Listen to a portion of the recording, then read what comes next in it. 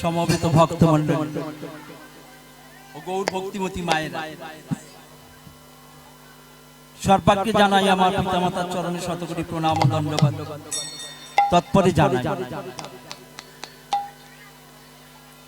আমার গুরুবর্গের চরণে শতকোটি প্রণাম ও দণ্ডবাদ এবং আগত যেসব ভক্তমণ্ডলী মায়েরা আছেন তাদের চরণে আমার শতকোটি প্রণাম ও দণ্ডবাদ। সর্বপ্রথম গৌরচন্দ্রিকা দিয়ে শুরু করতে হয়। এই কীর্তনের পিতা গৌরাঙ্গ মহাপ্রভু, হরি সংকীর্তনের পিতা, তাকে দিয়ে সূচনা করতে হয়। সেই গৌরাঙ্গের কথা বলবো। ওই গোড়াই অনুরাগে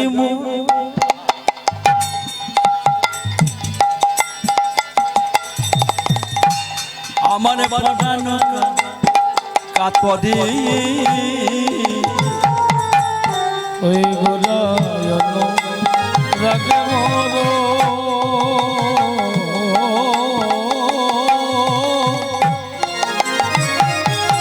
আমার পরানো কাতরে,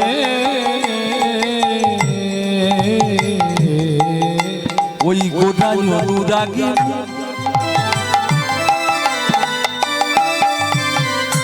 গোদা এ যেন দিয়া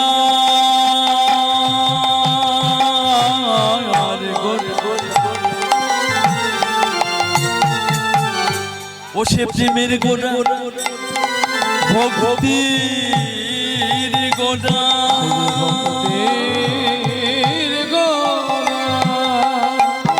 ও সে সর্বমূলের গোড়া, সর্বমূলের গোড়া,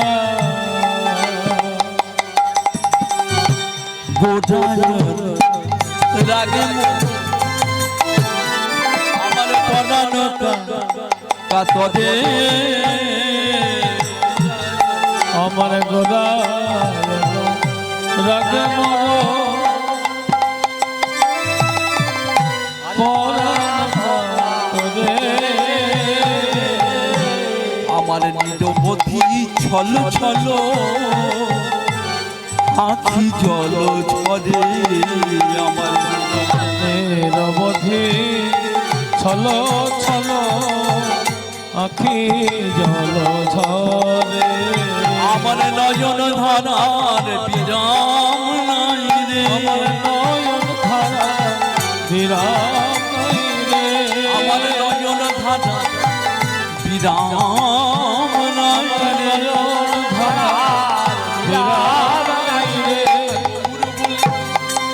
আমি কেটে ফুল নয়ন ধারার বিরাম নাই, আমি গৌর বন্ধু কেঁদে আকুল নয়ন ধারা বিরাম নাই রে, আমি কি করিব আমি কোথায় যাব,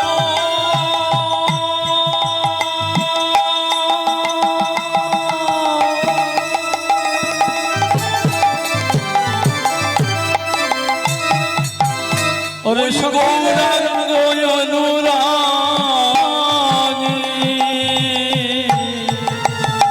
আমি কি করিব কোথায় যাব,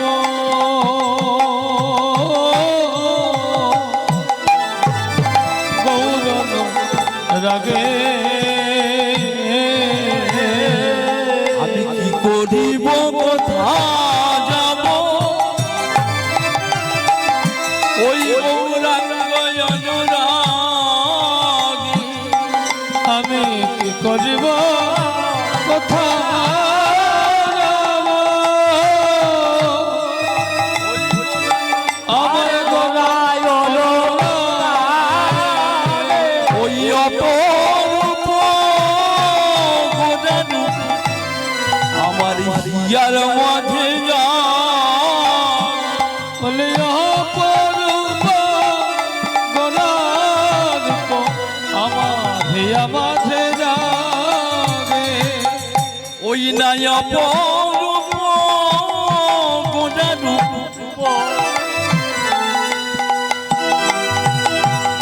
আমার হিয়ার মাঝে যা, সে যে অপরূপ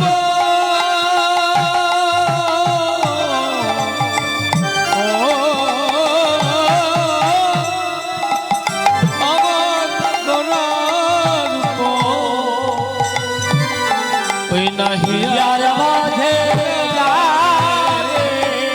তাই সদাই আমার ইয়াই জাগে যে সবাই ইয়াই তার লাগি মোর পান কাঁদে সদাই আমার ইয়াই জাগে কার লাগি মোর প্রাণ কাঁদে সদাই ইয়াই জাগে মুখে গোড়া গোড়া গোড়া বলে কার লাগি মোর প্রাণ কাঁদে মুখে গৌর গৌর গৌর বলে কার লাগি মোর প্রাণ আগৌর তোমায় ভোলা বলে কার লাগি মোর প্রাণ কাঁদে মোর ভোলা কার লাগি মোর প্রাণ গৌর গৌর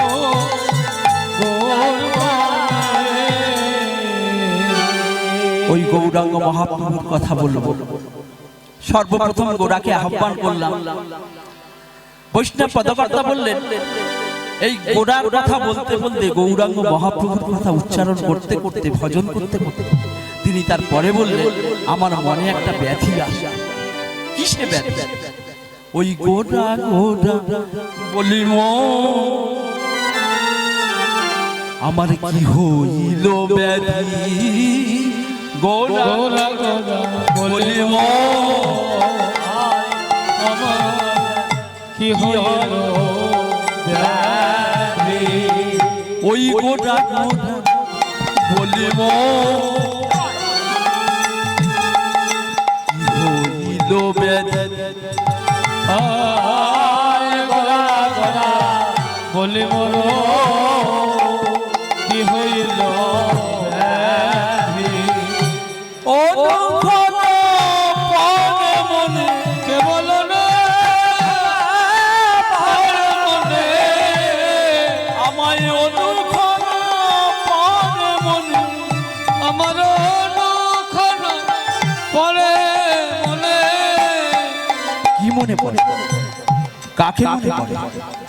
আবার 1 বছর পরে হরিবাসর হবে, তারপর গোরাকে ভজন করব। 1 বছর পরে হরিনাম হবে, হরিনামের কথা বলব, মহাপ্রভুর কথা উচ্চারণ করব। ভক্তমণ্ডলী মায়ের,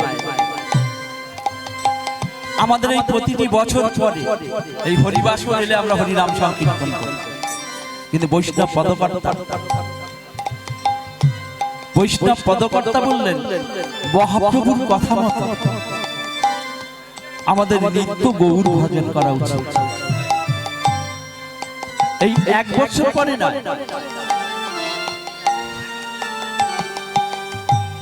ওই গোরা গোরা বলি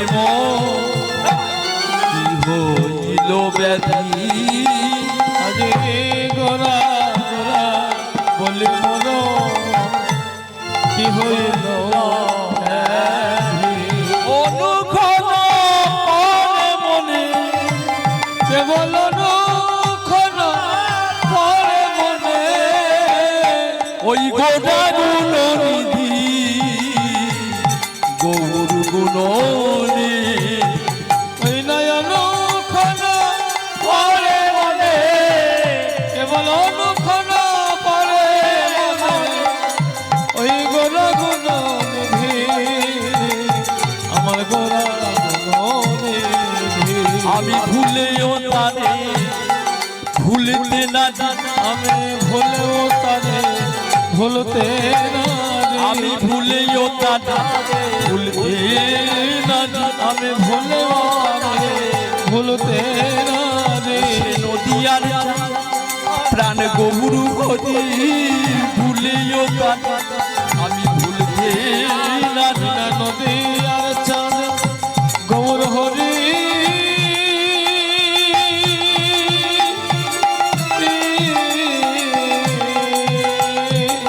ভুলেও তারে ভুলতে জীবের ভব পাদের গান ও সে নদীয়ার চাঁদ গৌর পারের কান্ডারি নদীয়ার চাঁদ জীবের ভব পারের কান্ডারি নদীয়ার চাঁদ গৌর হরি জীবের ভব পারের কান্ডারি নদীয়ার চাঁদ গৌর হরি ভব পারের কান্ডারি নদীয়ার চাঁদ গৌর হরি ভব পারের কান্ডারি।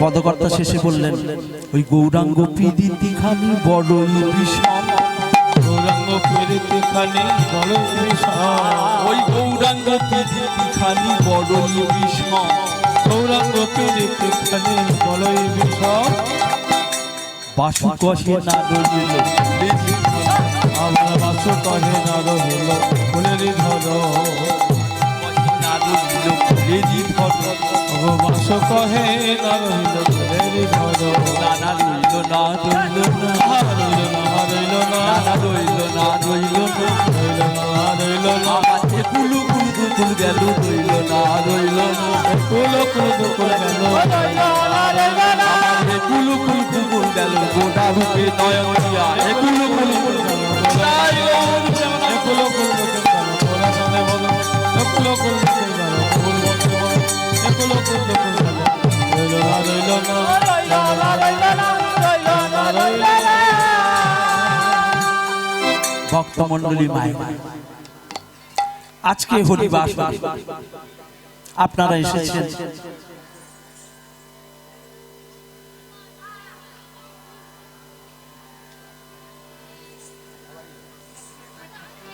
অনেক জন্মের সৌভাগ্যের ফলে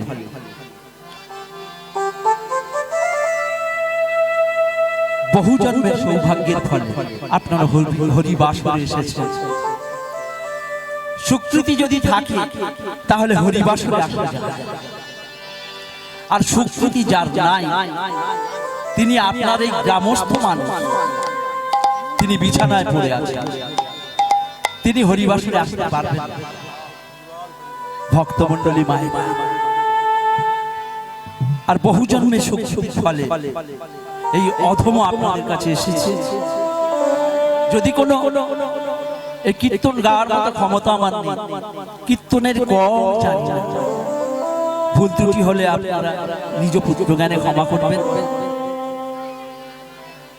আর সর্বপ্রথম বলি যে হরিবাসর সৃষ্টিটা হলো, যিনি সৃষ্টি করলেন সেই গৌরাঙ্গ মহাপ্রভু, যার নিয়ে হরি সংকীর্তন, যিনি গোটা নবদ্বীপে, গোটা ভারতবর্ষ, সারা পৃথিবী আজকে হরিবাসর সৃষ্টি করেছেন, সেই হরিবাসরের পিতা গৌরাঙ্গ মহাপ্রভুর চরণে প্রণাম জানিয়ে সর্বপ্রথম আমি বলব,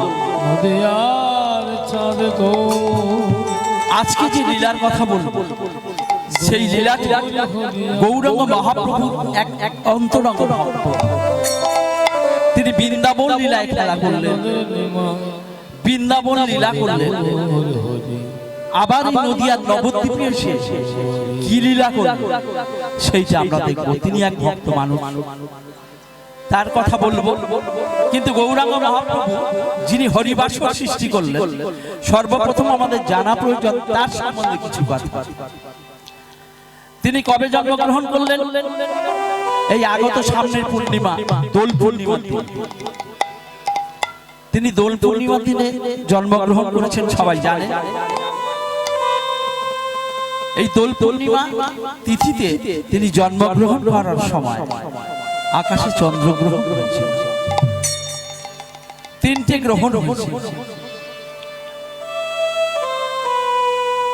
ওই ফাল্গুনী পূর্ণিমা তিথি নক্ষত্র ফাল্গুনী, ফাল্গুনী পূর্ণিমা তিথি নক্ষত্র ফাল্গুনী, ফাল্গুনী পূর্ণিমা তিথি নক্ষত্র ফাল্গুনী, ফাল্গুনী পূর্ণিমা তিথি নক্ষত্র ফাল্গুনী, শুভক্ষণে মনমিলা গৌর গুণময়ী, শুভক্ষণে জন্মমিলা গৌর গুণময়ী, শুভক্ষণে মনমিলা গৌর গুণময়ী, শুভক্ষণে জন্মমিলা গৌর গুণময়ী, গৌরাঙ্গ এলো রে, গৌরাঙ্গ এলো রে, গৌরাঙ্গ গৌরাঙ্গ এলো রে আমার গৌরাঙ্গ এলো রে শুভক্ষণে জনমিলা গৌর নমো আরে শুভক্ষণে জনমিলা গৌর নমো সেই সময় কি হয়েছিল হলো চন্দ্রগ্রহণ হলো চন্দ্রগ্রহণ আবার হলো চন্দ্রগ্রহণ হলো চন্দ্রগ্রহণ আর কি হলো ওই নবদ্বীপে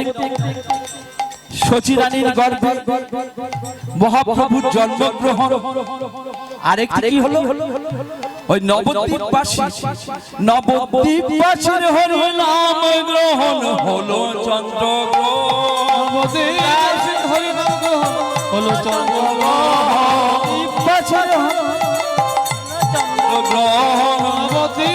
হরি নাম গ্রহণ হলো চন্দ্রগ্রহণ করলেন তিনটি গ্রহণ একসঙ্গে হলো গৌরাঙ্গ মহাপ্রভু শনিবার জন্মগ্রহণ করলেন বৈষ্ণব পদকর্তা তিনি কলম দিলেন গৌরাঙ্গ মহাপ্রভুকে বলে যে তিনি শনিবার জন্মগ্রহণ করলেন এই শনিবার জন্মগ্রহণ করলেন তত্ত্বদর্শী সাধক তিনি বলছেন কলির জীবের স্বনিবারণ করার জন্য তিনি শনিবার জন্মগ্রহণ করলেন তাই গৌরের জন্মের কথা বললাম এবারে আপনাদের কাছে একটি লীলার কথা বলবো মায়েরা আছেন লীলা ভালোবাসা তত্ত্বের কথা অনেক আমি কিছু জানি না তার কারণ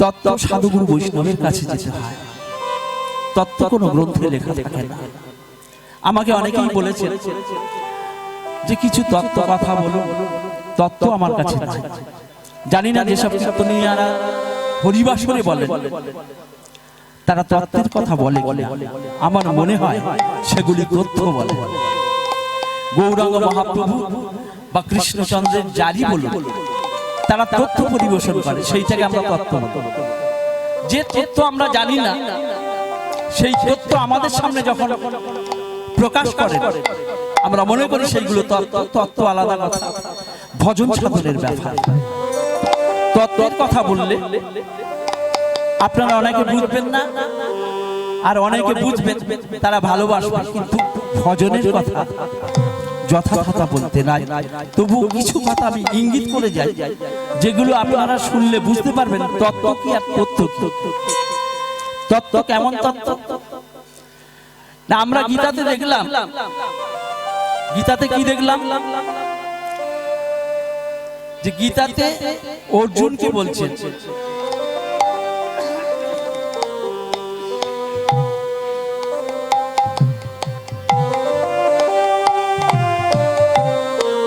গীতাতে সঞ্জয় উবাচ ধর্মক্ষেত্র কুরুক্ষেত্র সমবেত যুদ্ধসভা একটু মন দিয়ে শুনুন তারপর লীলা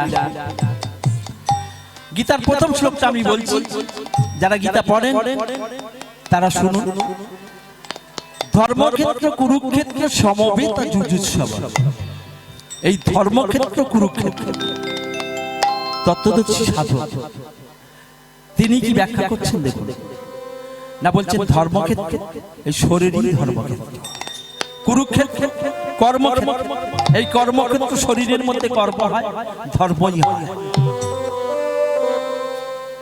আর কর্মক্ষেত্র ধর্মক্ষেত্র সবই কিন্তু এই গোটা গীতাটা এই দেহের মধ্যে ব্যাখ্যা করা যায় আপনারা সাধুগুরু বৈষ্ণবের কাছে যাবেন আপনারা বলবেন যে তাহলে ওই ধৃতরাষ্ট্র না ধৃতরাষ্ট্র হলো মন এই মনটা হলো অন্ধ ইনি চোখে দেখতে পান না ধৃতরাষ্ট্র অন্ধ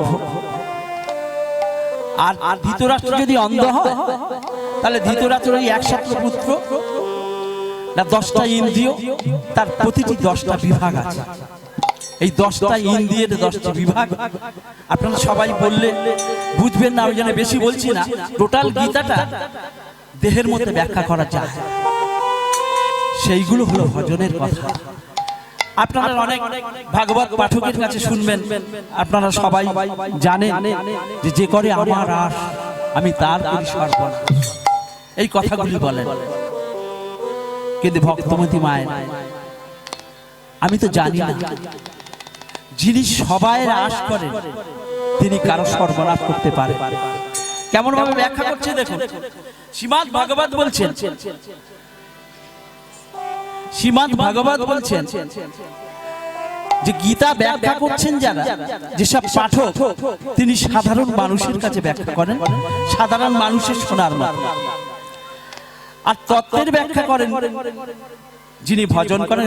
ওই জন্য গৌরাঙ্গ মহাপ্রভু দু প্রকারের ভক্ত ছিলেন, একটি হলো অন্তরঙ্গ ভক্ত আর একটি হলো বহিরঙ্গ ভক্ত। তাই দুই প্রকারের ব্যাখ্যা হয়।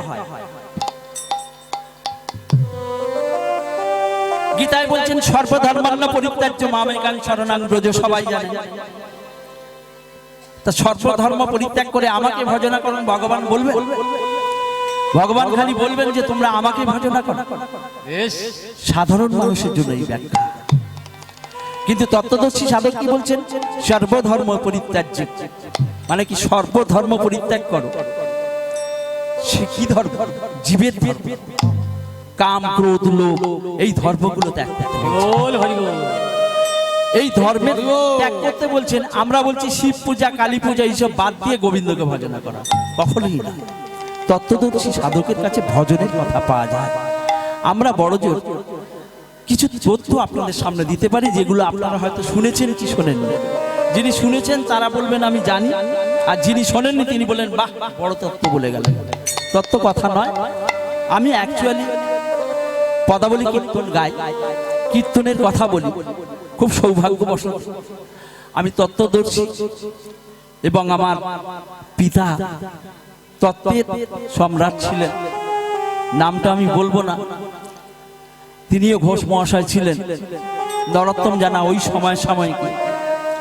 তিনি টোটাল 3-4 ঘন্টা শুধু তত্ত্বের উপর ব্যাখ্যা করতেন। এখনকার এই তত্ত্বের মতো নয়। তাই আমার সৌভাগ্য, তার ঔরসজাত সন্তান আমি। আপনারা কৃপা করবেন যে অধমের যেন কৃষ্ণ ভক্তি হয়। নিতাই গৌর প্রেমানন্দে।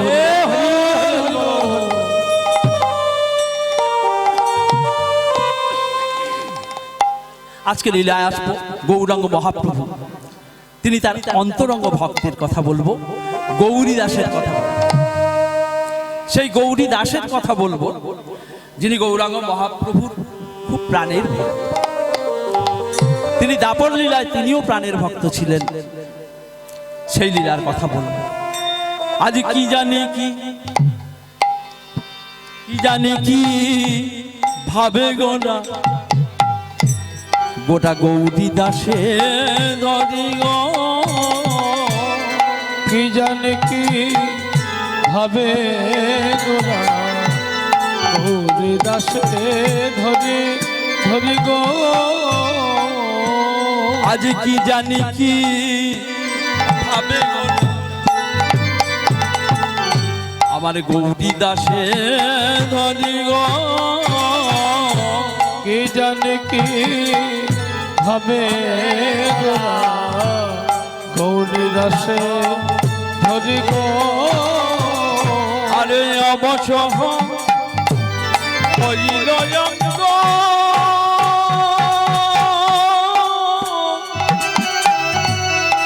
গোড়াই আমায় রাধা রাধা বলি গো। আজ অবশ্য হইল অঙ্গ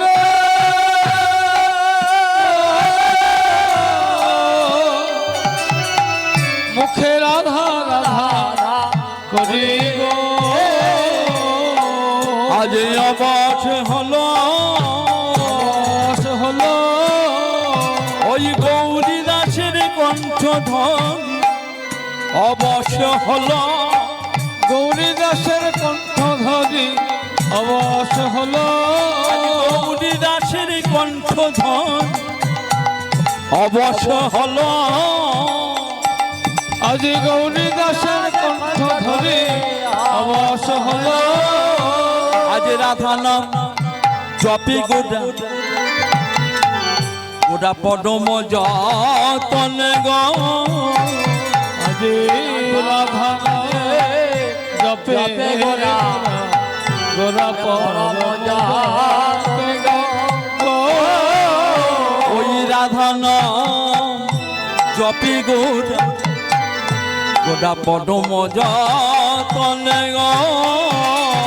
জয় রাধা জপে গোরা পরম সুরধ্বনি ধারা বহে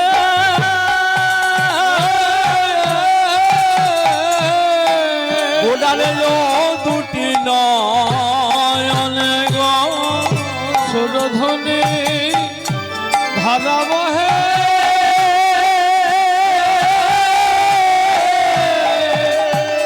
গোরার দুটি নয়নে গো আজ ভেসে যায় ভেসে যায় ভেসে যায় ভেসে যায়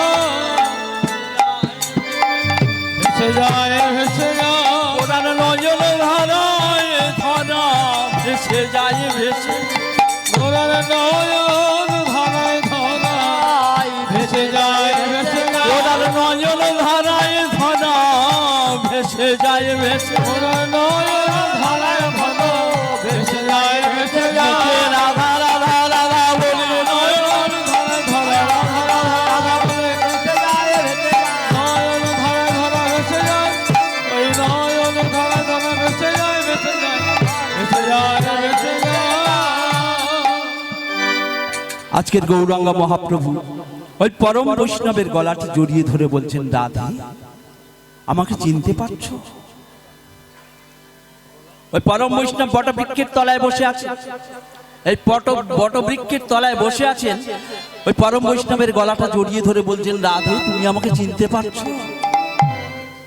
ওই পরম বৈষ্ণব বললেন তোমাকে কে না চেনে? তোমাকে নবদ্বীপে তো সবাই চেনে, তুমি তো নবদ্বীপের নিমাই, তুমি তো গৌরাঙ্গ। বলে না না সখা, শুধু তোমার সঙ্গে আমার সেই সম্পর্ক নয়, তুমি স্মরণ করো সেই বৃন্দাবনের কথা।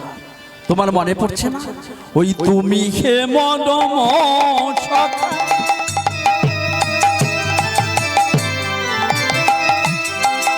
তুমি হলে আমার সেই মরম বন্ধু পরম সখা। তোমার মনে পড়ছে না পরম সুরি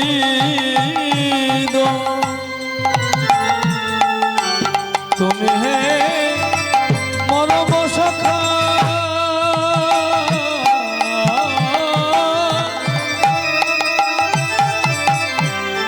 পরম শহীদ, তুমি আমার মরম বন্ধু পরম সখা। আরে তোমার মনের কথা আমাকে বিধি বলি তো মরম কথা আমাতে বিধি, শোনো আমার মনের কথা তোমাতে বিধি বলে আমার মনের কথা তোমাতে বিদিত। তুমি মনের কথা সকলই জানো, ভাই মনের কথা সকলই জানো, আমার মনের কথা সকলই জানো।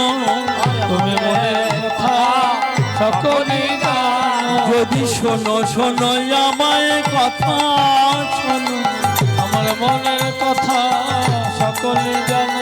যদি বন্ধু বলে আমার মানো, আমার মনের কথা সকলই জানো, তুমি বন্ধু বলে আমার মানো, আমার মনের কথা সকলই জানো, আমার মনের কথা সকলই জানো। তুমি আমার সেই মরম বন্ধু প্রাণের সখা, তুমি স্মরণ করো সেই বৃন্দাবনের কথা। তোমার মনে পড়ছে না যেদিন গোঠরা আমার জল পিপাসা পেয়েছিল, আমি তোমার সেই মরম বন্ধু পরম সখা, যে তোর গলা জড়িয়ে ধরে বলেছিলাম যে সখা দিয়ে কি বলেছিলাম, ওই রাধা রাধা বলি প্রেমে হইল বিকল, রাধা রাধা বলে প্রেমে হইল বিকল, রাধা রাধা বলি প্রেমে হইল বিকল, রাধা রাধা বলে প্রেমে হইল বিকল। আমি তোকে বলেছিলাম, তোর মনে পড়ছে না ওই রাধা রে নিয়াম দে দেখা দে সুবল, ওরে রাধা রে আমি আমরে দেখারে সুবল, রাধা রে নিয়াম দে দেখা দে সুবল, রাধা রে আমি আমরে দেখারে সুবল, আমায় একবার এনে দেখা একবার এনে দেখা আমায় একবার এনে দেখ, একবার এনে দেখা নইলে প্রাণে বাঁচি নাই, একবার এনে যাক, নইলে প্রাণে বাঁচি না নইলে প্রাণে বাঁচি না, হৃদয় পটে আঘা, নইলে প্রাণে বাঁচি না হৃদয় পাটে, নইলে প্রাণে বাঁচি না হৃদয় পাটে, একবার এনে দেখা হৃদয় পাটে, একবার এনে দেখা তাই আজকে গৌরাঙ্গ মহাপ্রভু সেই লীলা প্রকাশ করলেন, সেই বৃন্দাবনের কথা, ওই গোপত গৌরাঙ্গ লীলা। হরি হরি বল, হরি হরি বল, হরি হরি বল। গোপত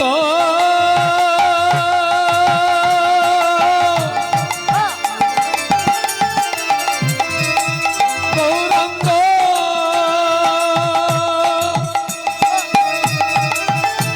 লীলা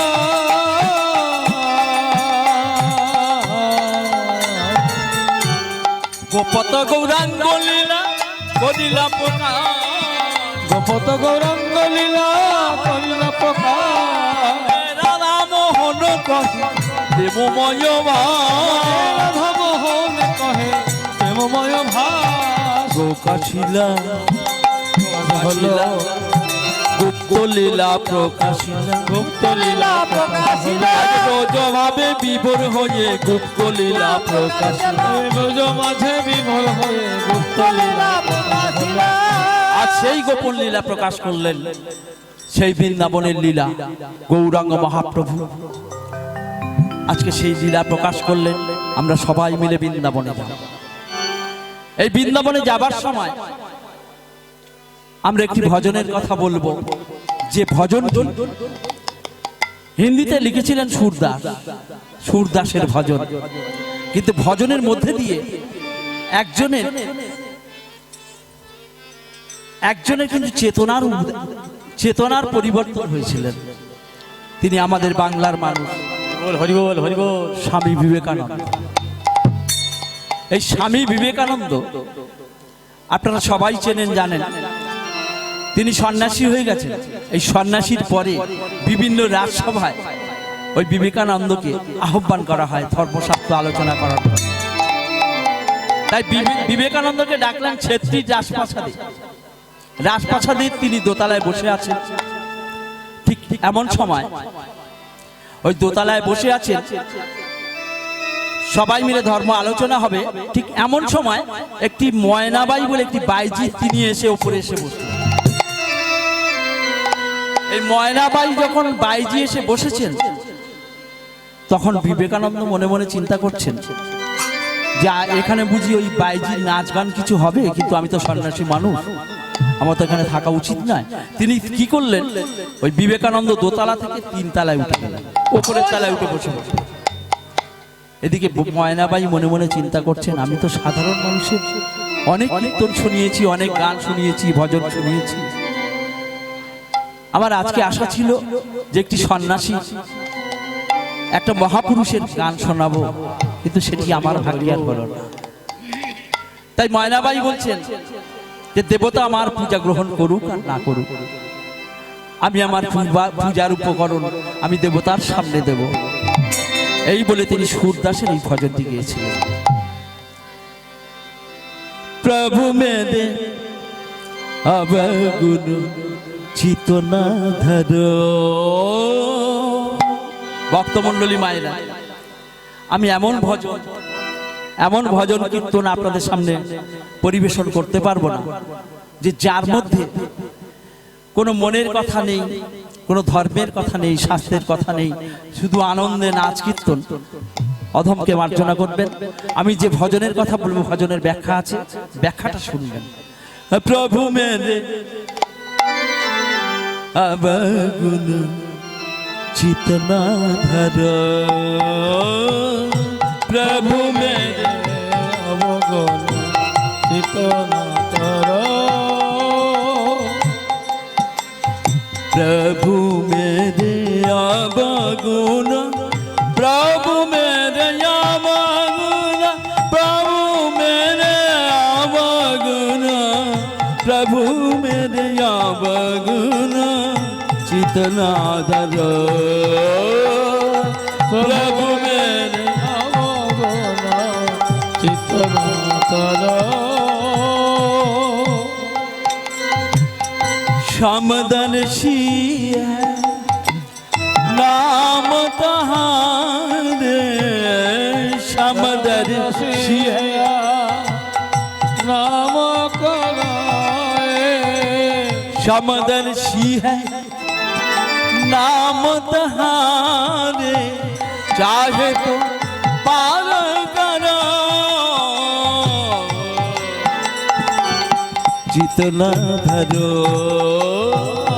प्रभु मेरे अवगुण जितना सरो। ভক্তমণ্ডলী মায়ের এই ভজনটির কথা বলি, বলছেন সমদর্শী হ্যাঁ। ভাইজি বলছেন যে হে প্রভু তুমি তো সমদর্শী, তুমি তো সমদর্শী, তুমি তো সবাইকে সমান চোখে দেখো। তুমি পাপীকে উদ্ধার করো, পুণ্যবানকে উদ্ধার করো, তুমি তো সবাইকে উদ্ধার করো। তা তুমি তো আমাকেও উদ্ধার করবে, আমি তো পাপী। তখন বলছে তুমি কি করে বুঝলে যে আমি পাপী? আমি সবাইকে উদ্ধার করি, পাপী পুণ্যবান সবাইকে উদ্ধার করি। বলে কেন? তোমার তত্ত্বের মধ্যে আছে। জগতে আমি যা লক্ষ্য করেছি, সব জায়গায় দেখেছি যে তার মধ্যে পাপীকেও আপনি উদ্ধার করেন, আবার পুণ্যবানকে উদ্ধার করেন। বলে কি করে বুঝলে? বলে ওই যে একটা লোহার কাটারি, একটা লোহার কাটারি মন্দিরে আমি দিলাম, আর আরেকটা লোহার কাটারি আমি কসাইখানায় দিলাম। দুটো লোহার কাটারি দু রকম কাজ করছে, কিন্তু আমি পরশ পাথর নিয়ে যদি ওই লোহার কাটারিতে ঠেকাই, তাহলে পরশ পাথর কি বলবে যে আমি ওই পূজার কাটারিটা আমি সোনা করব, আর ওই কসাইখানার কাটারিটা আমি সোনা করব, দুটোই সোনা করব। সেই জায়গায় বললেন एक लोहा एक पूजा में राखती, एक राखती বেদগান पैर। একটা লোহা পূজার ঘরে রাখলাম, আর একটি লোহা বেদের কাছে রাখলাম। তারপরে কি হলো? পারসে কেমন বিধান জি দুহু कांचन करो। प्रभु मेरे जितना करो। प्रभु मेरे अवगुण जितना करो। प्रभु मेरे। তাহলে দুজনকে তুমি উদ্ধার করবে। বলে তুমি পরশ পাথর কোনোদিন দেখেছো? তুমি বলছো যাকে সে দেখেনি, আর যারা গান শুনছে তারাও দেখেনি। তাহলে এমন উদাহরণ দিয়ে লাভ কি? এমন উদাহরণ দাও যার প্রমাণ আছে। বলে তাও আছে। এই যে নর্দমার জল এসে গঙ্গা এসে পড়ছে, আবার আরেকটি জল নদীর জল এসে ওই গঙ্গায় পড়ছে, সমুদ্রের জল এসে গঙ্গায় পড়ছে, তুমি সবাইকে উদ্ধার করো। তাই এই ভজনটি যখন গাইলেন, এই ভজনটি যখন গাইলেন, ওদিকে বিবেকানন্দ তিনি কি করলেন? ওপর থেকে শুনছেন আর মনে মনে চিন্তা করছেন যে এই যে ভজন করছেন, এই ভজনের মধ্যে মানুষের বিভেদের যে শিক্ষা, সেই শিক্ষাটা আমার ছিল না। তাই বিবেকানন্দ কি করলেন? ওপর থেকে নেমে এসে তার মাথার পাগড়িটা নিয়ে ওই ময়নাবাইকে দিলেন। যে গঙ্গায় নর্দমার জল পড়লেও ভগবান তাকে উদ্ধার করেন, গঙ্গা তাকে উদ্ধার করেন। আবার নদীর জল গেলেও সে গঙ্গার জল হয়ে যায়। তার দুটি জলই যখন পবিত্র হয়ে যায়, সবাইকে যখন উদ্ধার করেন, তা ময়নাবাই বলছে তাহলে তুমি আমাকে কেন উদ্ধার করবে না? আমিও তো পাপী। তাই আমরা চাইবো আমাদেরকে যেন গৌরাঙ্গ মহাপ্রভু, শ্রীকৃষ্ণ চৈতন্য মহাপ্রভু সবাই উদ্ধার করেননি। তাই তাই আমরা সবাই আজকে বৃন্দাবনে এলাম। এই বৃন্দাবনে এসে গৌরাঙ্গ মহাপ্রভুর লীলা প্রকাশ শুনবো। আজকের বৃন্দাবনের পরম সখা সুবল সখাকে সঙ্গে নিয়ে প্রাণবল্লভ শ্রী গোবিন্দ আমার কি করছেন সেইটা আমরা দেখব। ওই সুবল করিয়া সঙ্গ বিপিন বিহার রঙ্গ সুবল করিয়া সঙ্গে বিপিন বিহার রঙ্গে আজ সুবল সুবল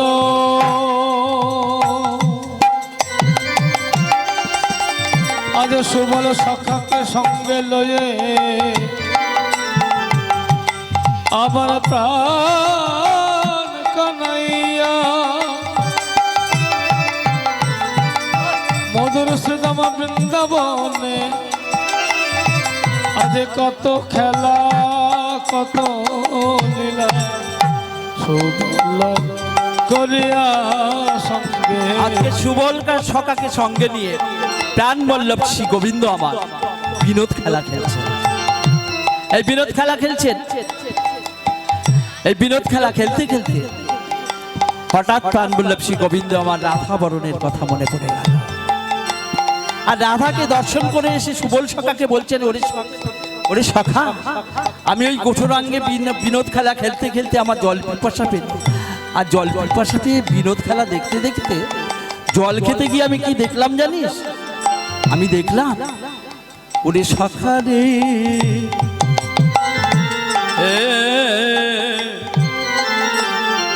আমি কি দেখলাম জানিস? বল বল। আমি দেখলাম ওই চম্পক বরণ বসে বয়সে তোর চম্পক বদনে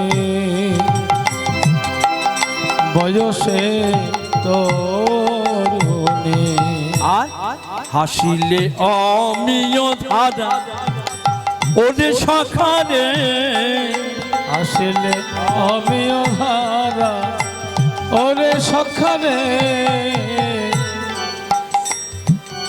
ও সে বিচিত্র বেনি যেন ফুলের গাঁথুনি, ওরে বিচিত্র বেনি যেন ফুলের গাঁথুনি যে মতি চামর পাড়া ওরে সখারে, যে মতো চামর পাড়া ওরে সখারে, যে মতো চামর পাড়া। আমি কি দেখলাম জানিস? তার ওই বেনিটা দেখলাম যেন চামড়ির মতো, যেন দুলিছে বেনি, দুলিছে বেনি যেন দুলিছে বেনি, যেন দুলিছে বেনি, যেন স্বর্ণ পর্বতের ফণি দুলিছে বেনি, যেন স্বর্ণ পর গোপিনী ধ্বনি দুলিছে বেনি। এইরকম বর্ণনা করছেন, এমন সবার সুবল সখা রেগে গেলেন, বলে তুই সবসময় রাধার কথা রাধার কথা শোন, তোর সবসময় রাধার কথা মনে হয়, আমাদের সবার কথা মনে হয় না। যখন রাধার কথা মনে হয় তুই আমাদের কারোর কথা মনে করিস না। তা আমি তোকে বলি, শোন, তুই আমার একটা মনের বাসনা পূর্ণ কর। কি বাসনা? আমার মনের বাসনা হলো তুই একদিনের জন্য আমাকে রাধা করবি। একদিনের জন্য আমি রাধা হতে চাই। কেন সুবল তুই একদিনের জন্য রাধা হতে চাস? না, একদিনের জন্য আমি রাধা হলে তুই সবাইকে ভুলে গিয়ে তুই আমার কথা মনে পড়বি, তুই আমার কথা মনে পড়বি, তুই আমার কথা মনে করবি। তাই একদিনের জন্য আমি রাধা হতে চাই। তখন কৃষ্ণচন্দ্র বললেন, আমি তোকে আশীর্বাদ করলাম, তুই একদিনের জন্য তুই রাধা হবি, কিন্তু আয় সুবল, তুই আমার সঙ্গে আয়, আমার সঙ্গে আয়, এসে আজকে বৃন্দাবনের শোভা দর্শন করি। এই বৃন্দাবনের শোভা দর্শন করতে করতে প্রাণ বল্লভ শ্রী গোবিন্দ আমার সুবলকে সঙ্গে নিয়ে, ওরে সুবল করিয়া সঙ্গ বিপিন বিহার রঙ্গ, সুবল করিয়া সঙ্গে বিপিন বিহার রঙ্গে, সুবল করিয়া সঙ্গে আজ সুবল সখা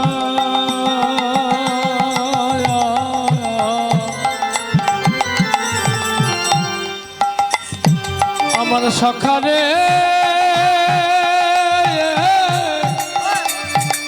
সখারে সখারে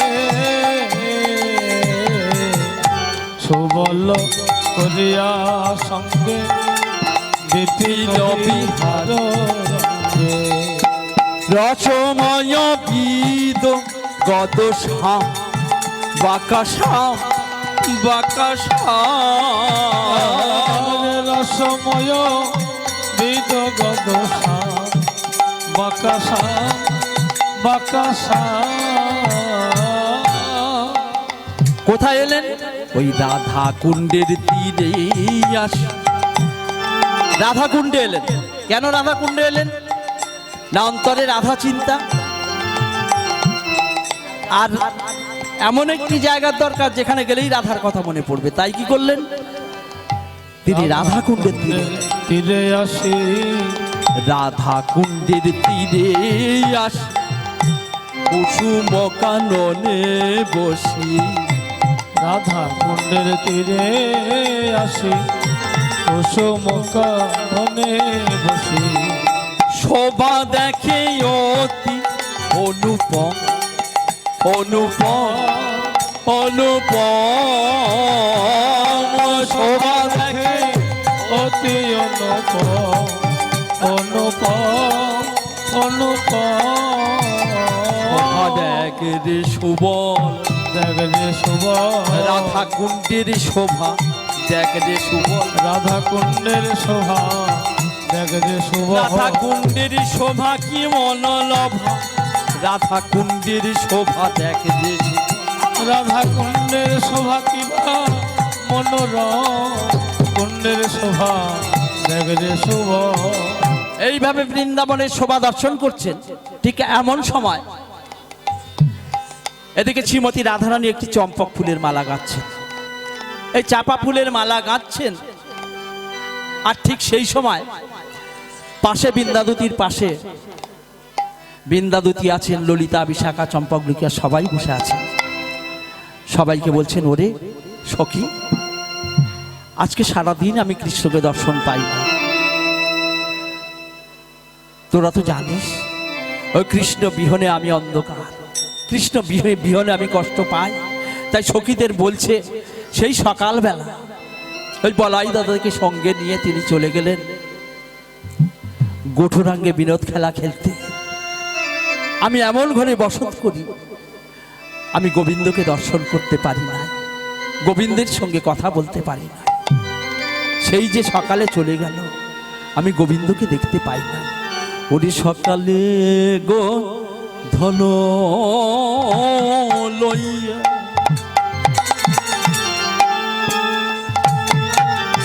গোঠে গেল আমার বিনোদিয়া। আজ সকালে গোধন লইয়া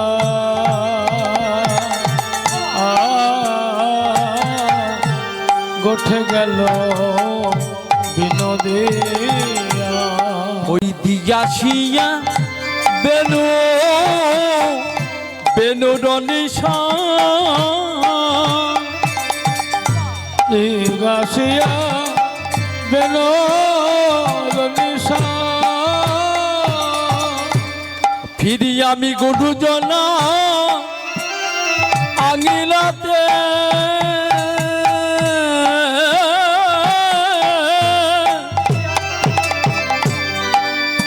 আমি না পারিলাম বাহির হতে।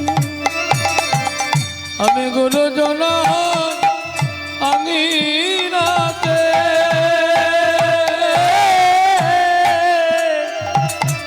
আমি না পারিলাম কেবল বাহির হতে। ফিরি আমি গুরুজনা আঙিনাতে,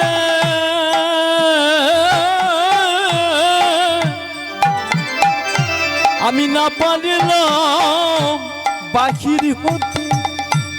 আমি না দেখিলাম বধুর সোচাদ বয়ান রে, আমি না দেখিলাম বধু সোচাদ বয়ান। আমি না দেখিলাম প্রাণ বল্লভের ও চাঁদ বদন। আমি না দেখিলাম উচা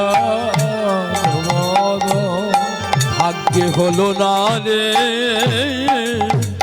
আমার ভাগ্য হলো না রে ওই বধুর বদন দর্শন করাই আমার ভাগ্য হলো না রে প্রভুর চরণ দর্শন করা আমার ভাগ্যে হলো না রে আমি না দেখিলাম বধুর ও চাঁদ বয়া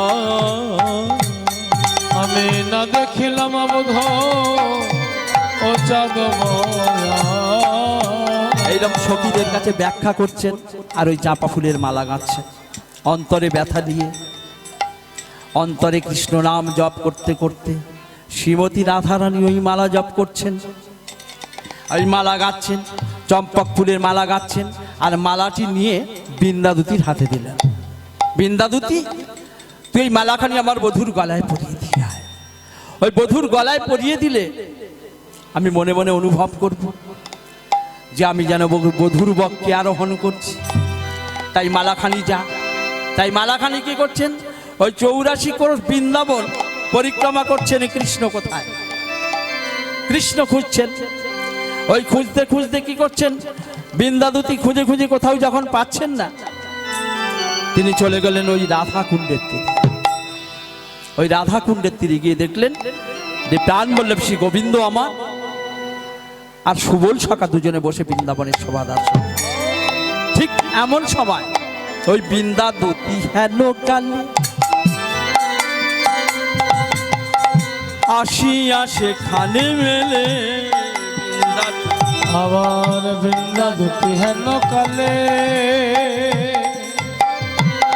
আসিয়া সেখায় মিলে কি করছেন না চাপা ফুলের মালাটা হাতে করে নিয়েছে নিয়ে 84 ক্রোশ বৃন্দাবন পরিক্রমা করতে করতে রাধা কুণ্ডের দূরে এসে দেখছেন যে সুবল সখার গোবিন্দ আমার বসে আছে বৃন্দাদুতি হেন কালে আসিয়া সেখানে মেলে বৃন্দাদুতি হেন কালে আসিয়া সেখানে মিলে চম্পকের মালা করে করি করে ধরি করে ধরি চম্পকের মালা করে করে করে ধরি করে ধরি এখন মালা তো একটা দুজন বসে আছেন কাকে পড়াবেন সুবল সখা বসে আছেন কৃষ্ণচন্দ্র বসে আছেন মালা কারে বা পড়াই কারে বা পড়াই মালা কারে বা পড়াই কারে বা পড়াই পড়াই পড়াই কারে বা পড়াই পড়াই পড়াই কারে বা পড়াই মালা পড়াই পড়াই কারে বা পড়াই মালা পড়াই পড়াই কারে বা পড়াই একটা মালা কাকে পড়াবেন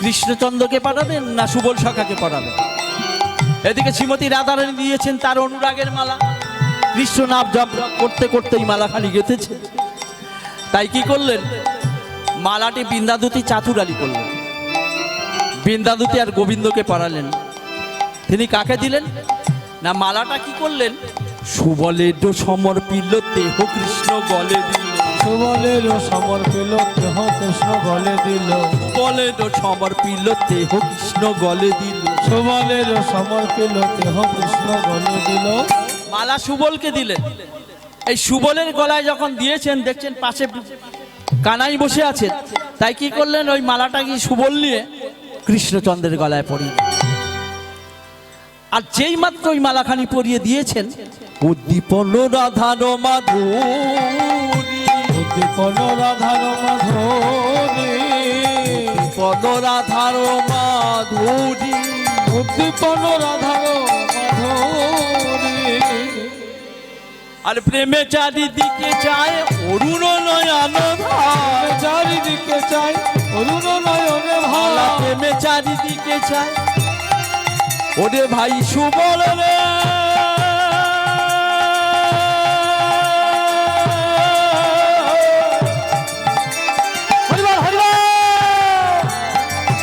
তুই আমায় কি মালা পড়াইয়ে দিলি ভাই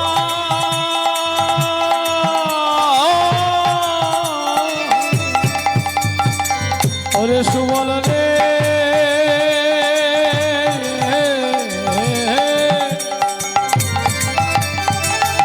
ওরে আমার মরম সখা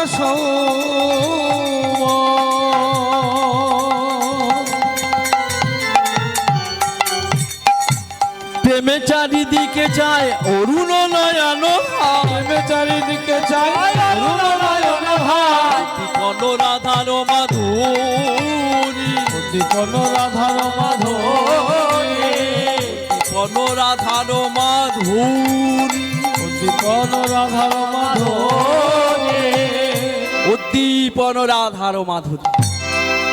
রাধা প্রেম জাগরিত হলো প্রাণবল্লভ শ্রী গোবিন্দের। এই গোবিন্দের যখন রাধা প্রেম জাগরিত হয়েছে, সঙ্গে সঙ্গে কি করলেন, ওই সুবল সখার হাতটা ধরেছে। ওরে ধরিয়া সুবল কর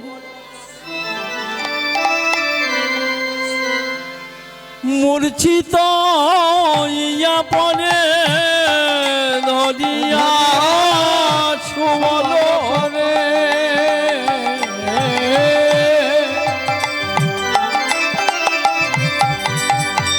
মূর্ছিত হইয়া পড়ে ওই ধরিয়া সুবল করি মূর্ছিত ইয়া পরে ধরিয়া সুবল করে মূর্ছিত হইয়া পড়ে জিয়াইদু দাস গোবিন্দে দাস গোবিন্দ। এই গোবিন্দ দাস এই পথটি এইখানে শেষ করলেন। জিয়াইনু দাস গোবিন্দ, যেই সুবল সখা ওই কৃষ্ণের গলায় মালাটা পরিয়েছেন, সর্ব অঙ্গ অবশ হয়ে গেল, সর্ব অঙ্গ অবশ হয়ে গেল। ভক্তমণ্ডলী মায়ের এই জিয়াইনু দাস ও গোবিন্দ, গোবিন্দ দাসের একটু কথা বলে আবার লীলায় আগাবো। এই গোবিন্দ দাসকে আমরা পিছনে ফেলতে পারবো না, এমন একটি পরম বৈষ্ণব পরম ভক্ত যার কথা আমরা সবাই মনে রাখতে বাধ্য। এই গোবিন্দ দাসের কথা আমি বলি। এই গোবিন্দ দাস ইনি জন্মের পরে মাতৃহারা হয়। গোবিন্দ দাস ইনি কিন্তু আগে গোবিন্দ দাস ছিলেন না, আগে ছিলেন গোবিন্দ কবিরাজ। এই গোবিন্দ কবিরাজ আর গোবিন্দ দাস দুটি একই মানুষ। প্রথমে ছিলেন গোবিন্দ কবিরাজ, বড় দাদা রামচন্দ্র কবিরাজ। এই রামচন্দ্র কবিরাজ আর গোবিন্দ কবিরাজ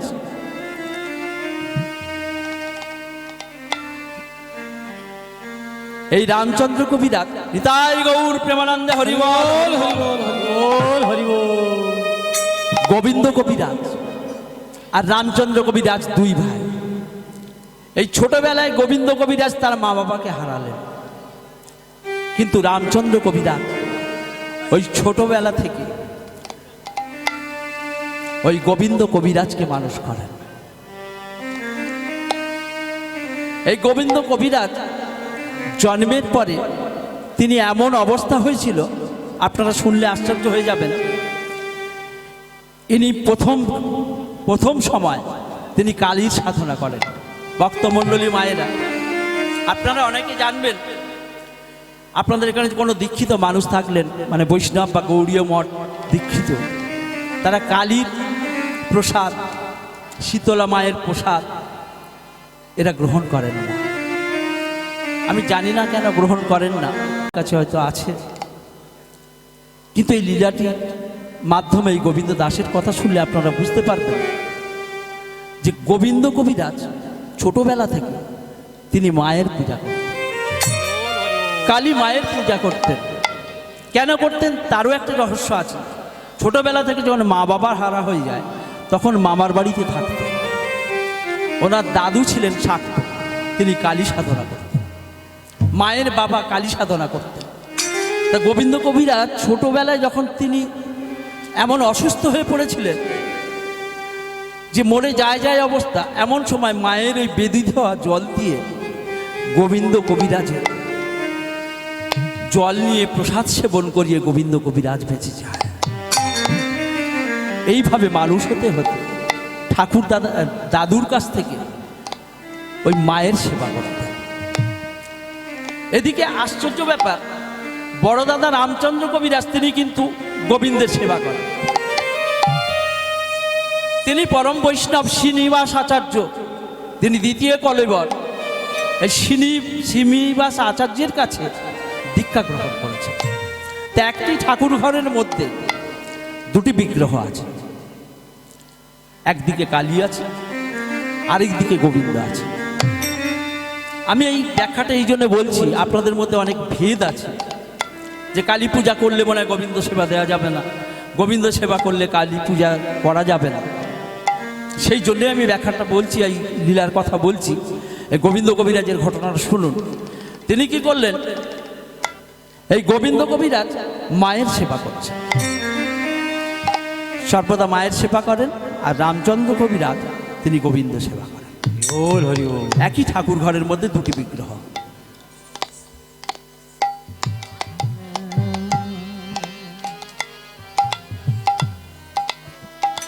একই ঠাকুর ঘরের মধ্যে দুটি বিগ্রহ। একদিন শ্রীনিবাস আচার্য তিনি গুরুদেব তিনি এসেছেন পূজা করতে। তিনি পূজা করতে এসেছেন, এসে দেখছেন গোবিন্দ কবিরাজ তিনি মায়ের সেবা করছেন।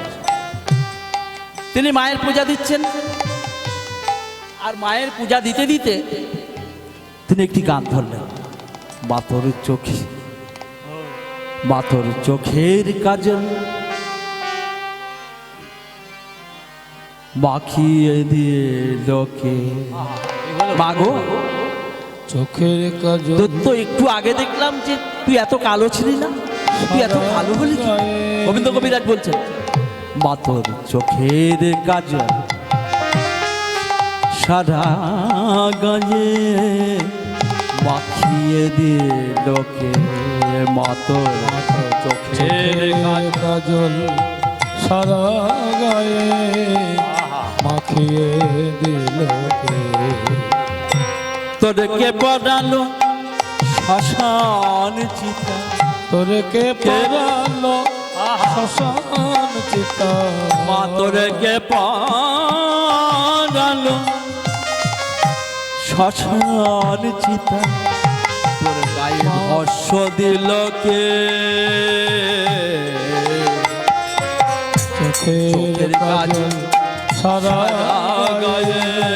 হৃদয় গৌর প্রেমানন্দ হরিবল হরিবল।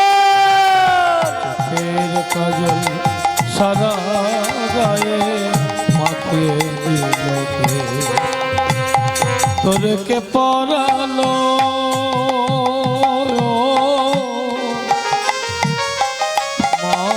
মাগো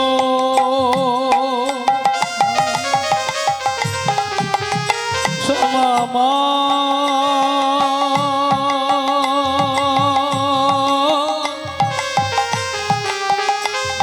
শ্যামা মাগো মা।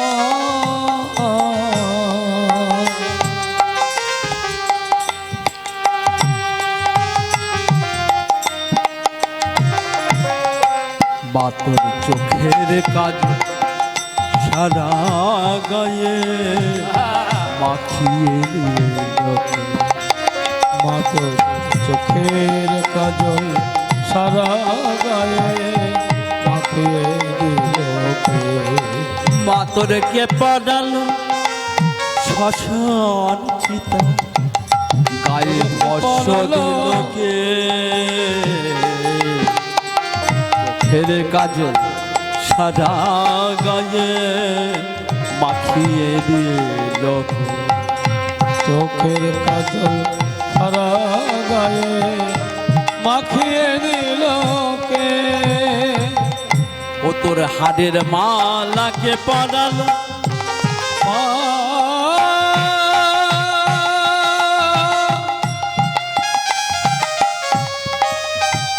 ও গো শ্যামা,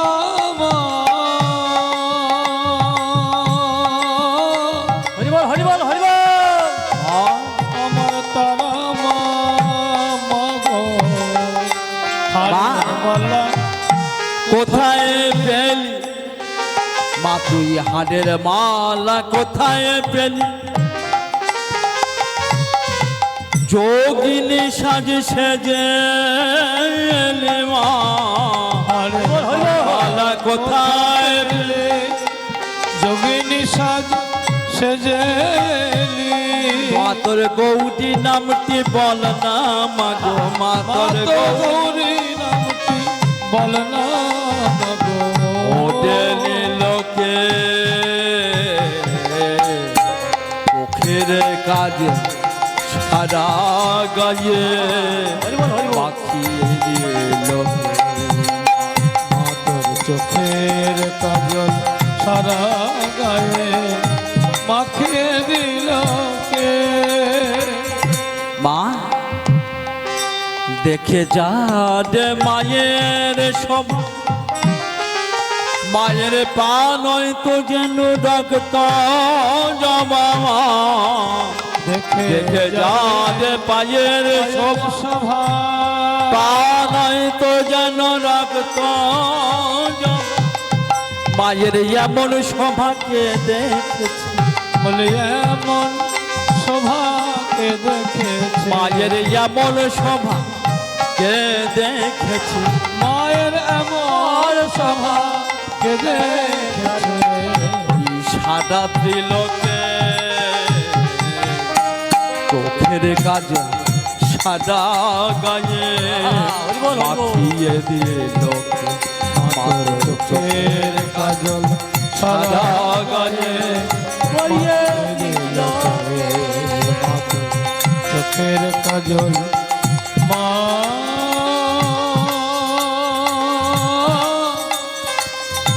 শ্যামা মা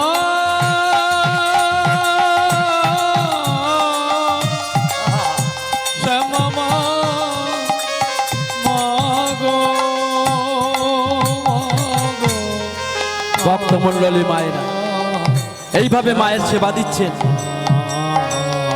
কিন্তু তার আগে দেখলেন ওই রামচন্দ্র কবিরাজ তার গুরুদেব শ্রীনিবাসাচার্য তিনি পূজা করেছেন ওই মায়ের যে পূজার ফুল ছিল প্রসাদ ছিল যা কিছু ছিল তিনি তো পরম বৈষ্ণব তিনি সব ওই গোবিন্দকে পূজা করে বাড়ি চলে গেছেন তিনি গোবিন্দকে সেবা দিয়ে বাড়ি চলে গেছেন এমন সময় ছোট্ট রামচন্দ্র কবিরাজ ছুটতে ছুটতে চলে এলেন ছুটতে ছুটতে এসে বলছে দাদা আমার ফুল প্রসাদ সব ঠিক আছে তো বলে হ্যাঁ ঠিক আছে তুই ঠাকুর ঘরে যা ওই ঠাকুরমশাই এলেন তিনি পূজা দিয়ে চলে গেছেন আমি দেখিনি তুই যা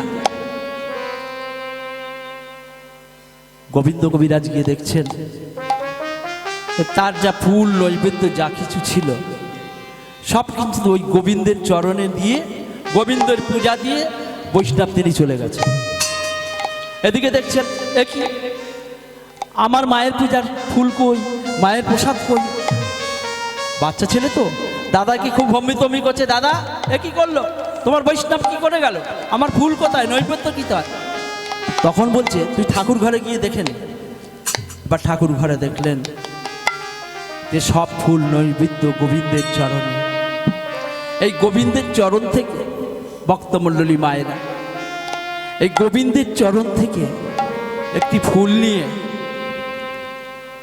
যেই মায়ের চরণ দিতে যাবে যেই মায়ের চরণে দিতে যাবে এমন সময় মা জাগ্রত হয়ে গেলেন মা জাগ্রত হয়ে গিয়ে গোবিন্দ কবিরাজের হাত দুখানি ধরেছে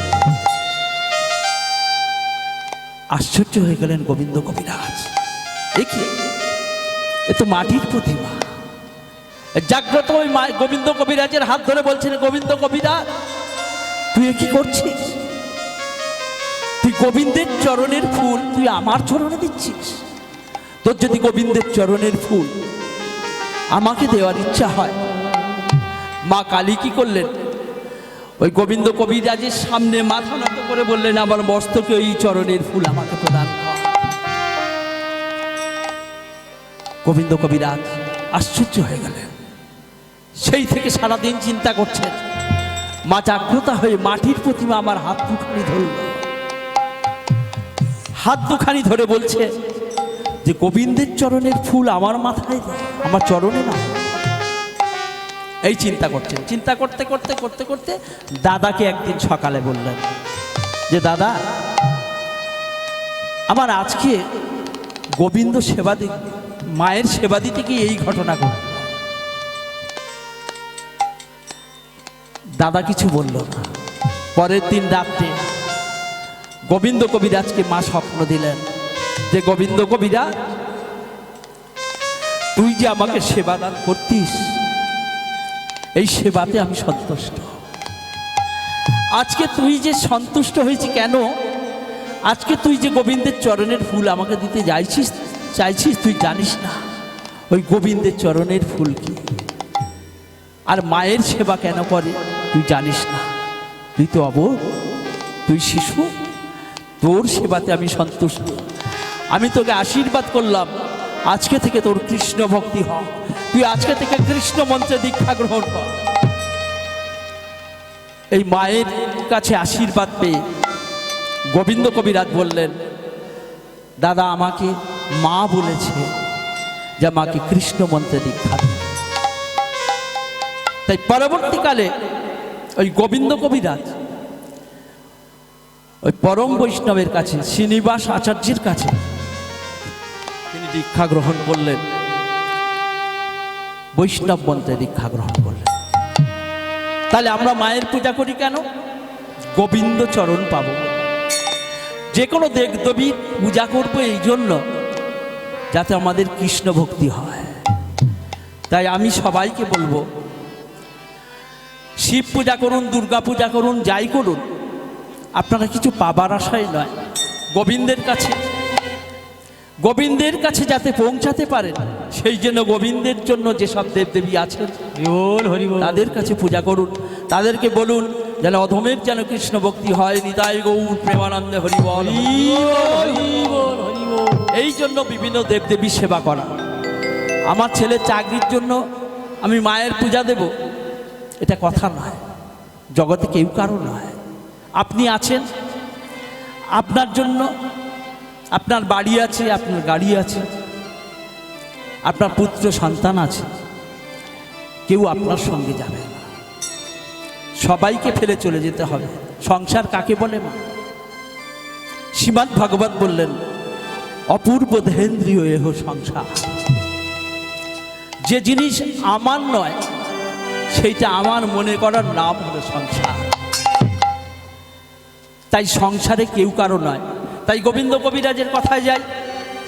এই গোবিন্দ কবিরাজ তিনি আজকে থেকে গোবিন্দ দাস হয়ে গেলেন, কৃষ্ণ মন্ত্রে দীক্ষা গ্রহণ করলেন। এই কৃষ্ণ মন্ত্র দীক্ষা গ্রহণ করে তিনি এত বড় বৈষ্ণব হয়ে গেলেন, তিনি গোবিন্দ দাস হয়ে গেলেন। তার লেখা পদাবলী আপনারা একটু পরে যদি রাস হয়, রাস শুনবেন, শারদচন্দ্র পবন মন্ত্র, এই যে পদাবলী তিনি লিখেছেন, অনেক অনেক পদাবলী তিনি লিখেছেন। আরেকটি পদাবলী লিখলেন বৌদিকে উদ্দেশ্যে।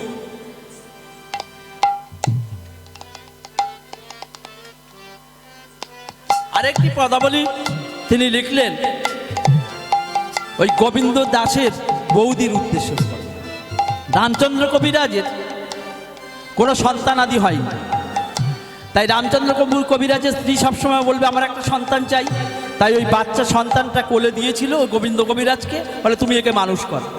কিন্তু মানুষ করো বললে কি হবে, নিজের সন্তান নয়। তাই তার মনের মধ্যে যা বাসনা ছিল, যে মনের মধ্যে যেন ঠিক আমাকে নিজের সন্তানের মতো ভালোবাসে না, এই ভেবে গোবিন্দ কবিরাজ একটি পদাবলী রচনা করলেন। ভজে হুদে মন শ্রীনন্দের নন্দন, অভজ চটনাট বৃন্দরে, ভজ হুদে মন শ্রীনন্দের নন্দন, অভয় চরণার বৃন্দরে। ভজ হুদে মন শ্রীনন্দের নন্দন, অভয় চরণার ভজহরে মন শ্রীনন্দের নন্দন অভয় চরণার মাঝখানে ওই বৌদির উদ্দেশ্য করে লিখেছে, তা পরিষ্কার বোঝা যায়, ইয়ে ধন যৌবন পুত্র পরিজন। এই পদের মাঝখানে বললেন, এ ধন যৌবন পৃথিবীতে কেউ কারণ না। ইয়ে ধন যৌবন পুত্র পরিজন, ইথে কি আছে পদ তিতরে।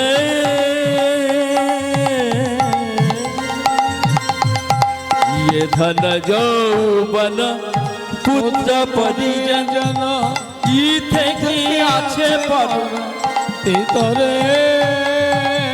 ইথে কি আছে পদ তিতরে। নলিনী জল দল জীবন টলমল। নলিনী জল জল জীবন টলমল। নলিনী জল দল জীবন টলমল। নলিনী জল জল জীবন টলমল। অযোগু হরিপদ ভজে ঘুরে মন শ্রীনন্দের নন্দন অভয়। ভজ হরে মন শ্রীনন্দের নন্দন অভয়।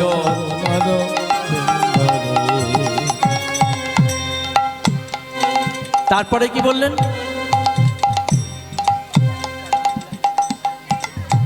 শ্রবণ কীর্তন শরণ বন্ধন পাদ সেবন দাসরে।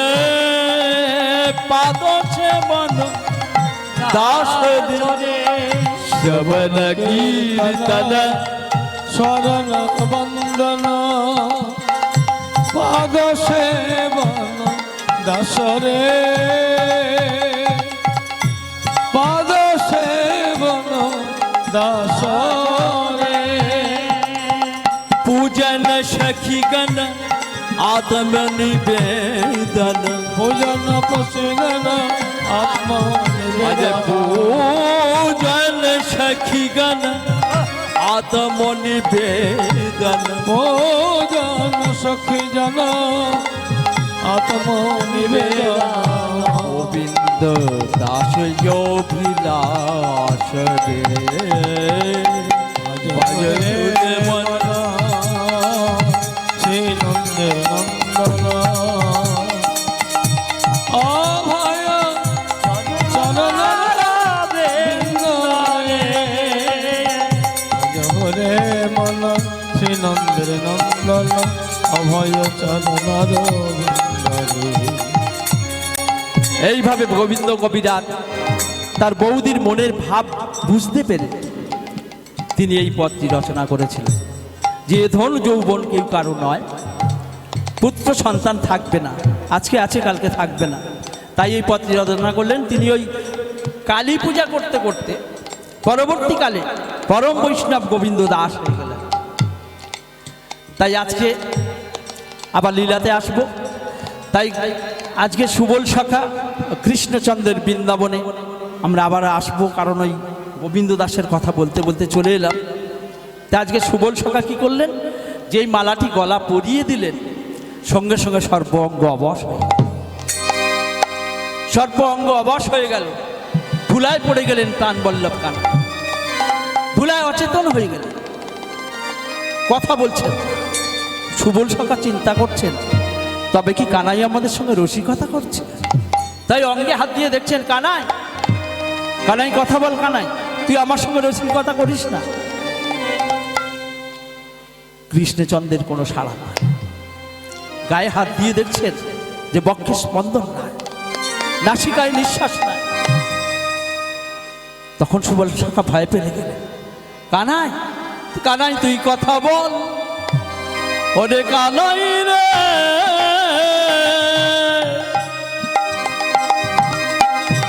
তুই কানাই কথা বল।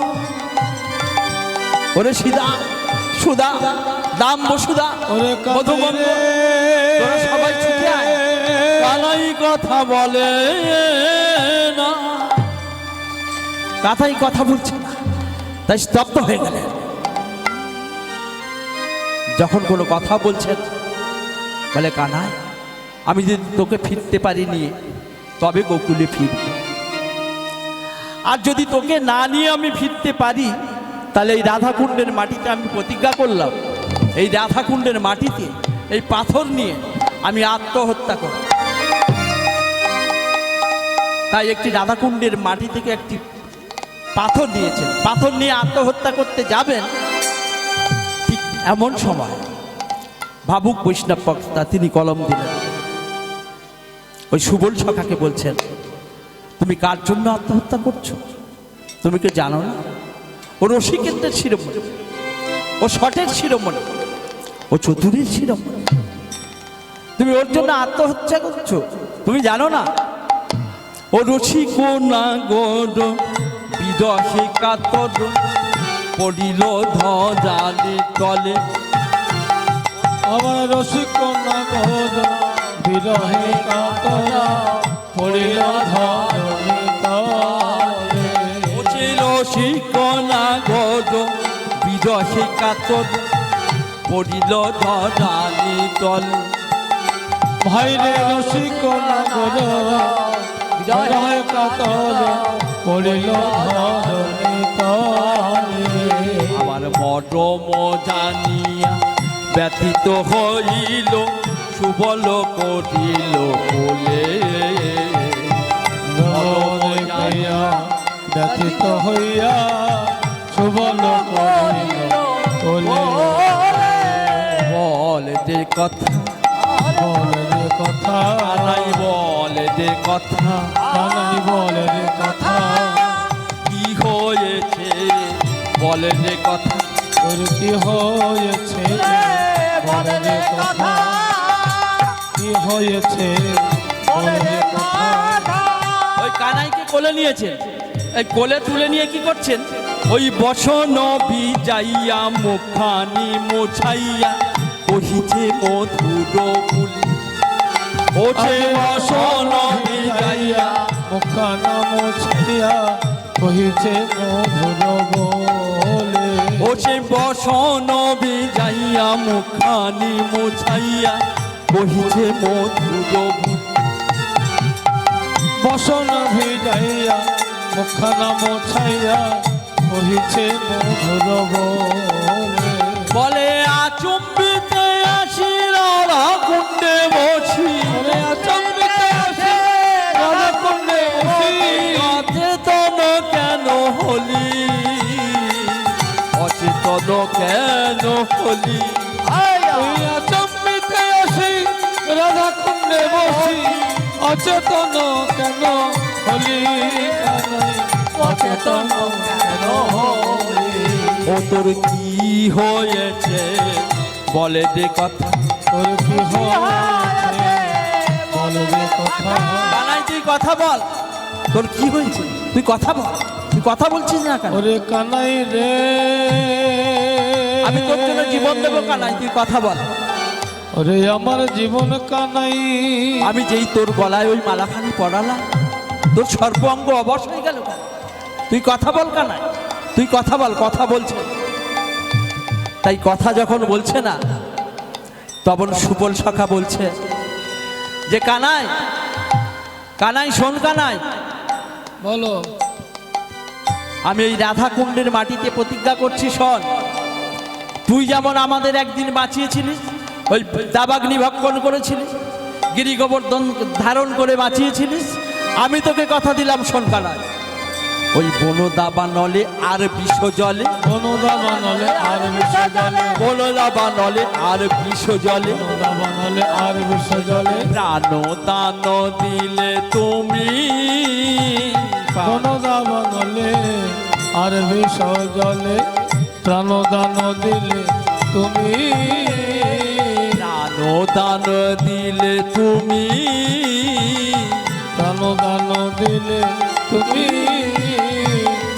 আমি কথা দিচ্ছি শোন, সেধার সুধিতে তুই যে বলো বলবি সেধার সুধিতে যে বলো বলবি তাহাই করিব আমি, তাহাই করিব আমি।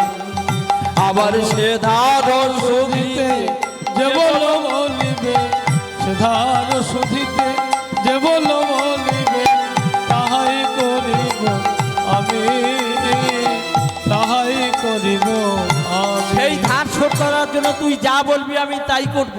কানাই বলবি তুই কর্ম করব আমি, কানাই বলবি তুই কর্ম করব আমি। ওরে যাবি যে তোর প্রাণের শাখা বলবি তুই কর্ম করব আমি। কানাই আমি যে তোর প্রাণের শাখা বলবি তুই কর্ম করব আমি। যেই কানাইয়ের ওই অঙ্গ স্পর্শ করে প্রতিজ্ঞা করেছি তুই যা বলবি আমি তাই করব, সঙ্গে সঙ্গে চতুরের শিরোমণি কি করলেন? ওই অঙ্গ স্পর্শ করে বলেছে তুই যা বলবি আমি তাই করব, কানাই তুই কথা বল। তাই কি করলেন? ওই অঙ্গ স্পর্শ করে যেই বলেছেন যা বলবি আমি তাই করব, সঙ্গে সঙ্গে সুচতুর সুবন্ত এই কৃষ্ণচন্দ্র কি করলেন? ওই ঝটপট ধুল্লা ঝাড়ি উঠিল মুরলি ধারি, ঝটপট ধুলা ঝাড়ি উঠিল মুরলি ধারি, ধুল্লা ঝাড়ি উঠিল মুরলি ধারি। ঝটপট ধুলা ঝাড়ি উঠিল মুরলি ধারি। কহে কিছু সুবলের ঠান, কহে কিছু সুবলের বলে কাছে আয় কাছে আয়, বলে কাছে আয় কাছে আয়, কাছে আয় কাছে বল কাছে আয় কাছে আয়, তোরে মনের কথা বলি কাছে আয় কাছে আয়। তোরে মনের কথা বলি কাছে আয় কাছে আয়। বলে এতক্ষণ কথা বললি না, যেই তোর অঙ্গ স্পর্শ করে বললাম তুই যা বলবি আমি তাই করব, আর সঙ্গে সঙ্গে উঠে পড়লি, কি ব্যাপার ভাই? তুই এতক্ষণ কোথায় ছিলি? কৃষ্ণচন্দ্র বলছেন যে আমি এতক্ষণ মন মানুষে রায় দর্শন করছিলাম, মন মানুষে আমি রায় দর্শন করছিলাম। আর রায় দর্শন করতে করতে হঠাৎ তুই আমার অঙ্গ স্পর্শ করলি, তাহলে আমি মনে মনে কেন রায় দর্শন করব? আমি সচক্ষে দর্শন করব। তাই কি করলেন? কৃষ্ণচন্দ্র আবার ফিরে এলেন। ভক্তমণ্ডলী মায়েরা, আপনারা কিছু মনে করবেন না, কীর্তন সুর তাল কথা তো একটু অসুবিধা আমাদের হচ্ছে, আপনারা ওদিকে কান দেবেন না, আমি যেমন দেব না আপনারা দেবেন না। নিতাই গৌর প্রেমানন্দে হরি বল। তাই যেই অঙ্গ স্পর্শ করে কথা বললেন, প্রতিজ্ঞা করলো সুবল শাখা, সঙ্গে সঙ্গে বলে উঠল তুই কোথায় ছিলি ভাই? না মন মানুষে আমি রায় দর্শন করছিলাম, আর তুই যখন অঙ্গ স্পর্শ করেছিস তাহলে তুই রাধা আনবি, তাই সচক্ষে আমি রাধা দর্শন করব, সেই জন্য আমি ফিরে এসেছি।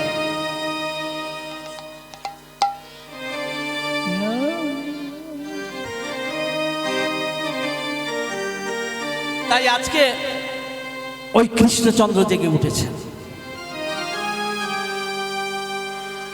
কৃষ্ণচন্দ্র বলছেন